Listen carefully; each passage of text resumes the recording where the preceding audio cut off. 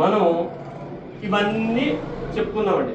లాస్ట్కి మనం ఏదైనా ఒక విషయం వచ్చినప్పుడు మనకి ఆ సబ్జెక్టు మీద పూర్తిగా అవగాహన అనేది ఉండాలి. అంటే కంప్లీట్ సబ్జెక్టు మనం ఏదైనా తీసుకోండి, అది పూర్తిగా 1 నుంచి 100 వరకు మనకి ఆ కంప్లీట్ సబ్జెక్టు తెలిసిన తర్వాత మాత్రమే మనం అసలంటూ కన్ఫర్మేషన్ తీసుకోవాలి. నేను చెప్తుంది వినండి సరిగ్గా.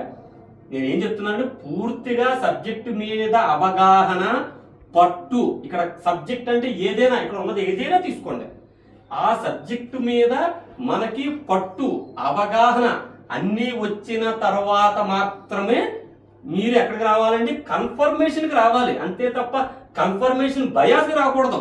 అంటే పక్షపాతంతో ఆలోచించకూడదు, పర్ఫెక్ట్గా కన్ఫర్మేషన్ ఆలోచించాలన్నమాట. ఆ కన్ఫర్మేషన్ ఆలోచించుకున్న తర్వాత అప్పుడు డిసిషన్ తీసుకోవాలి.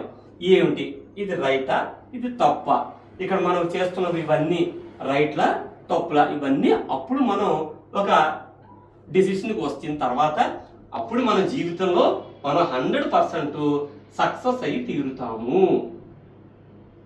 ఇది నేను చెప్పిన ఈ కన్ఫర్మేషన్ బయాస్, నిర్ధారణ పక్షపాతం అనేది దీని మీద ఇంకా చెప్పదలుచుకుంటే ఇంకొక అరగంట, 30 గంట అంతేనా చెప్పచ్చండి. కానీ నేను జస్ట్ మ్యాటర్ ఆఫ్ 12-13 నిమిషాల్లో నేను మీకు చెప్తున్నానండి. ఇది 5వ సంవత్సరం నుంచి 90 సంవత్సరం ఉన్న వాళ్ళందరికీ వాళ్ళ జీవితాల్లో ఉన్నది వాళ్ళు ఆలోచించుకుని చెందాల్సిన విషయం. కన్ఫర్మేషన్ బయాస్, నిర్ధారణ పక్షపాతం. Thank you.